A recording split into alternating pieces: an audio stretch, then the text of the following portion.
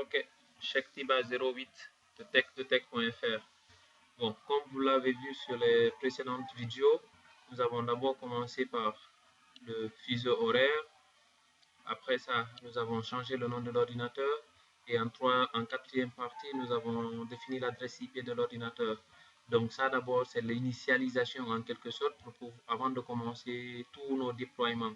Bon, pourquoi je n'ai pas parlé de l'installation de Windows Server 2008 R2? Parce que c'est un serveur qui s'installe comme tous les clients Windows. C'est un système serveur, mais l'installation est très simple. Donc, j'ai jugé nécessaire de commencer directement à l'initialisation et à la configuration. Donc là, on va commencer par le déploiement d'Active Directory, qui est l'un des premiers services qu'on va utiliser ici. Donc là, je vais faire tous les TP dans l'environnement de virtualisation, qui est le VMware. Donc ici, je vais aller sur Start. Mon operating system, il est en anglais ici. Je n'ai pas la version 2008 R2 en français, bien sûr, mais c'est les mêmes procédures. Donc, je vais venir dans Administrative Tools et je vais chercher ce que j'appelle ici Server Manager. Donc, ici, je vais vérifier d'abord que l'option rôle est sélectionnée. Et là, je clique sur Add Role, c'est-à-dire ajouter les services en français. Donc là, c'est le premier pop-up qui s'affiche et m'affiche les informations et les détails. Ça, c'est à lire. Donc, je vais faire Next. Maintenant, voici les différents services et rôles que nous avons dans le Windows Server 2008 R2. Nous avons plusieurs rôles, c'est un peu comme le 2008 simple et c'est un peu comme le Windows Server 2003 avec des améliorations bien sûr et d'autres noms restent toujours les mêmes. Donc ici, ce qui m'intéresse moi, c'est ça. Active Directory, ok, Domain Services. Donc là, qu'est-ce qu'il me dit? Pour installer cela, j'ai besoin d'ajouter des features. C'est-à-dire ça, c'est le requirement. Donc là, je vais cliquer sur Add Requirement. Il a besoin de ça pour être installé. Donc on va installer Active Directory Domain Services. Ça, c'est l'Active Directory avec le Domain Controller. Donc, lorsque je le sélectionne, je vais cliquer sur Next. Là aussi, c'est des écritures. On pourra lire et voir les détails. Je clique sur Next, suivant. Et là, je clique sur Install pour confirmer l'installation de Active Directory Domain Services. Donc là, je ne peux que patienter, attendre la procédure d'installation. Donc là, je vais cliquer sur Close. Ok, l'installation est terminée. J'ai deux options. La première option, je clique ici de fermer ça et automatiquement me lancer la commande d'ici promo qui me permettra de promouvoir ce Active Directory comme domaine controller, c'est-à-dire contrôleur de domaine, ou carrément que je clique sur le bouton Close et que je lance le run et taper la commande d'ici promo.exe dessus. Donc là, moi, je vais prendre la première option, c'est-à-dire je vais directement cliquer ici, Close and Run suivante qui s'affiche. Ici, on a deux options. Soit on continue avec le mode simple ou on coche Use Advanced Mode Installation, c'est-à-dire utiliser le mode avancé pour les installations. Ça, c'est vraiment quand on a la maîtrise, on est vraiment professionnel, où on veut personnaliser toute l'installation et tout le paramétrage de notre domaine controller ou de notre Active Directory, qu'on passe par cela. Donc, nous, avant cela, nous allons prendre la première méthode, c'est-à-dire simplement, nous allons cliquer sur Next. Ici, c'est des détails et des informations qu'il faudra lire et essayer de comprendre. Je vais cliquer sur Next. Ici, on a deux options.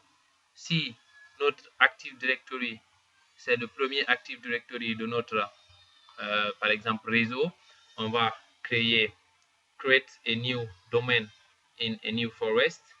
Bon, si par exemple c'était une intégration d'un second Active Directory dans un autre Active Directory qui existait déjà ou dans une autre forêt, on allait cocher la première option et suivre les détails. Donc là, pour notre cas, c'est notre premier domaine controller et notre premier Active Directory. Donc on choisit la seconde option et on va cliquer sur le bouton Next. Ici, on nous demande de saisir le nom de notre domaine. Par exemple, ici, voilà, nous avons co.contonso.com. Ça, c'est l'exemple. Donc, nous, ici, on va prendre tech.fr, qui est le nom de notre site et blog préférés, bien sûr. Donc là, je vais cliquer sur Next pour continuer.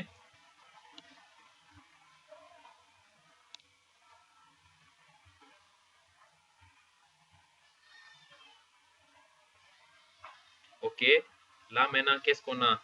On a le niveau fonctionnel de la forêt, c'est-à-dire dans notre réseau ou dans notre entreprise, s'il se trouve qu'on a déjà d'autres serveurs qui tournent sur Windows Server 2003 ou 2000, on est obligé de définir le niveau fonctionnel de la forêt avec le niveau de ces serveurs. Par exemple, si c'est le 2003, ou s'il n'y a pas de 2003, on va choisir le 2008 ou le 2008 R2.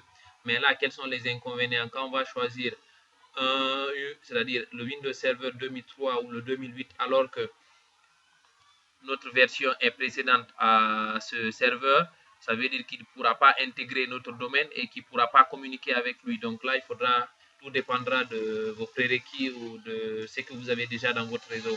Donc moi, je suppose que dans mon réseau ici, j'ai seulement le Windows Server 2008, ça c'est le plus ancien que j'ai. Donc je choisis Windows Server 2008 comme le plus faible.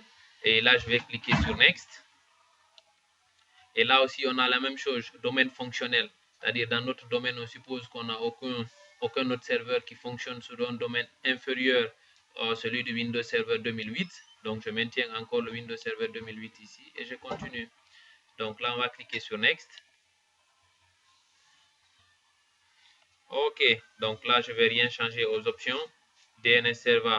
Ça, en fait, ça veut dire quoi? Automatiquement, on va déployer le DNS.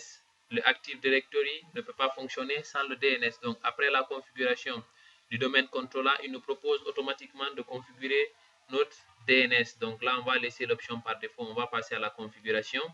Je vais cliquer sur Next. Et là, qu'est-ce qu'il me demande? A delegation for this domain controller cannot be created because of the authority parent. OK. Donc ici, qu'est-ce que ce message veut dire? On n'a pas un autre domaine controller qui est déjà créé. C'est le premier serveur domaine controller qu'on a créé. Donc, ce sont ces avertissements qu'il nous dit. Si on veut continuer, donc là, on va cliquer juste sur Yes. Et ça, c'est les répertoires des différents emplacements de la base de données, de fichiers d'historique et du sysvol. Donc ça, moi, je les laisse par défaut. Tout dépendra maintenant de ce que vous voulez ou ce que vous attendez. Si vous voulez les sécuriser ou les mettre sur une autre partition. Donc moi, je les laisse par les chemins d'emplacement par défaut et je vais cliquer sur Next. Donc ici, on nous demande un mot de passe. Et là, ce mot de passe, il est obligatoire. On ne peut pas passer sans le faire. On va faire un essai. Voilà ce qu'on me dit.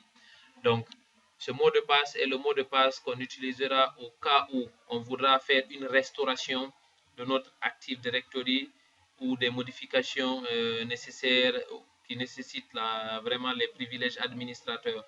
Donc là, je vais mettre un mot de passe administrateur.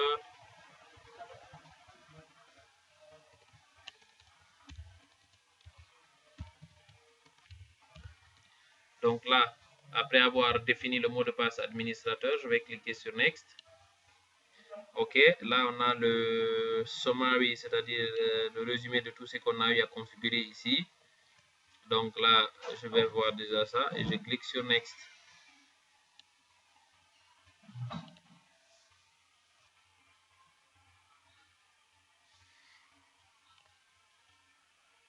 OK, là l'installation est terminée. Je vais cliquer sur le bouton Finish. Et obligatoirement, il faut qu'on redémarre pour que les modifications effectuées soient prises en compte.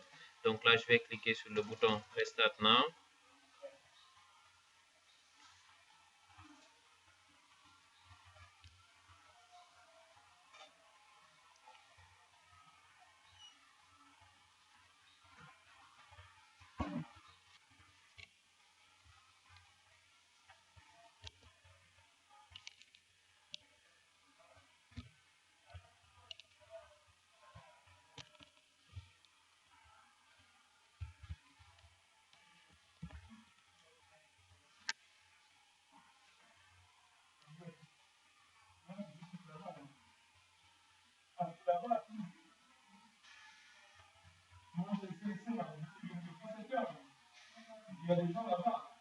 De notre Service Active Directory est terminé. Nous allons aller maintenant pour voir quel rôle il va nous ajouter au niveau des outils d'administration, c'est-à-dire Administrative Tools ici. Donc là, nous allons venir, nous voyons cela, Active Directory, Users and Computers. C'est-à-dire cela, chez nous en français, c'est utilisateur et ordinateur Active Directory. Donc là, je vais cliquer dessus. Et avant de rentrer dans la définition des éléments contenus dans le Active Directory, je vais faire une définition brève pour ceux qui n'ont pas déjà d'idée sur Active Directory. Active Directory est un service centralisé d'identification et d'authentification à un réseau d'ordinateurs utilisant le système d'exploitation Windows. Et Active Directory aussi répertorie les éléments d'un réseau administré tels que les comptes d'utilisateurs, les serveurs, les postes de travail, les dossiers partagés, les imprimantes, etc. Donc, pour plus de détails, je mettrai le lien de la définition sur Wikipédia de Active Directory. Vous pourrez aller pour plus d'informations. Donc là, je vais juste définir les dossiers que je suppose nous intéressent pour un départ. Nous avons ici le dossier que nous appelons Computa. Ça, c'est le dossier dans lequel nous allons voir tous les ordinateurs intégrés à notre domaine Active Directory. Ils vont s'afficher là. Par exemple, là, on vient d'installer, il n'y a aucun ordinateur. Et nous avons le folder 12 Domain Controllers. Ici, nous aurons l'ensemble des contrôleurs de domaine que nous allons intégrer ou joindre à notre domaine controller. Par exemple, si on a 2 contrôleurs de domaine ou qu'on a 3 contrôleurs de domaine en fonction des nécessités. Nous verrons plus en profondeur dans les prochains cours. Et ici, le troisième, nous avons Users. Là, c'est là que nous avons l'ensemble des groupes d'utilisateurs et les utilisateurs de notre Active Directory par défaut. Ici, nous voyons que nous avons que administrateur, qui est le compte administrateur par défaut, et le compte guest. Donc, le reste sera à nous de créer en fonction des nécessités et des besoins de l'entreprise. Donc là, simplement, je vais vous montrer comment créer ces dossiers que nous appelons ici les unités organisationnelles. Je vais faire clic droit sur le nom de mon domaine et New. Je vais faire ici Organizational Unit.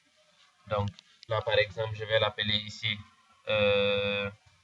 département, par exemple, marketing. Si c'est pour le département marketing, je vais l'appeler marketing et je vais cliquer OK. Bon, avant de cliquer ça, nous voyons ici une option qui est sélectionnée par défaut, qui veut dire quoi? Protéger cette unité d'organisation contre la suppression accidentelle. C'est ce qu'on veut dire par la protect container from accidental deletion. Donc là, je clique sur OK. Donc voilà l'unité organisationnelle que nous avons. Par exemple, là, je vais créer le premier utilisateur que nous, on va utiliser pour intégrer le domaine ou pour se connecter à notre domaine. Je vais créer ici, pour créer l'utilisateur, je vais faire clic droit dans la partie vide ici. Je vais faire New. Je vais cliquer User qui veut dire utilisateur. Donc ici, je dois rentrer les informations de l'utilisateur. Par exemple, ici, je vais mettre first name, tech de tech, et là, je vais mettre FR. Donc ici, le nom d'utilisateur, par exemple, je vais mettre user1. Ça n'a rien à voir avec les détails. Ça, c'est le nom qu'il va utiliser maintenant pour se connecter à sa machine. Ça sera user1. Ça, c'est le nom, le prénom et le nom complet. Donc, je vais faire next. Ici, on me demande le mot de passe. Le mot de passe, pour précision, il faudra qu'il respecte aux règles de complexité définies par défaut dans Active Directory, c'est-à-dire avoir une minuscule, une majuscule, les caractères spéciaux et des chiffres, bien sûr. Donc ça, il faudra tenir compte en créant le mot de passe de vos utilisateurs. OK, donc là maintenant nous avons 4 options en bas qu'on peut cocher ou décocher. La première, c'est quoi? L'utilisateur doit changer son mot de passe à la prochaine connexion. Ça dépend des philosophies de l'administrateur ou les règles de l'entreprise.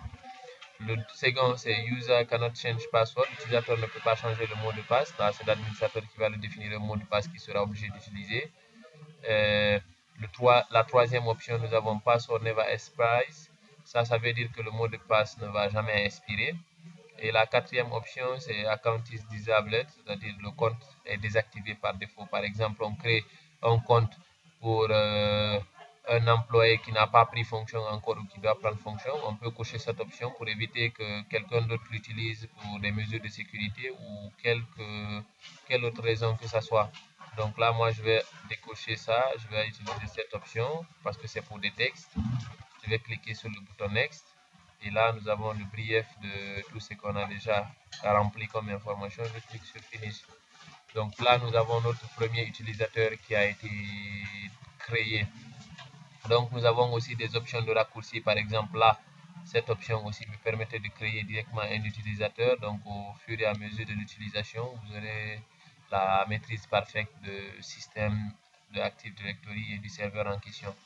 Donc ça, c'était la première partie sur l'Active Directory et la création de seulement un utilisateur. La prochaine étape, nous allons voir comment intégrer une machine client qui tourne sur Windows 7 ou XP ou Windows 8 dans notre contrôleur de domaine, dans notre DNS par exemple. Donc, si vous avez des questions ou si vous avez des suggestions, des critiques, vous pouvez les porter au niveau des commentaires. J'essaie de faire de mon maximum pour les prendre en compte lors de la prochaine vidéo. Allez, portez-vous bien. Bye bye.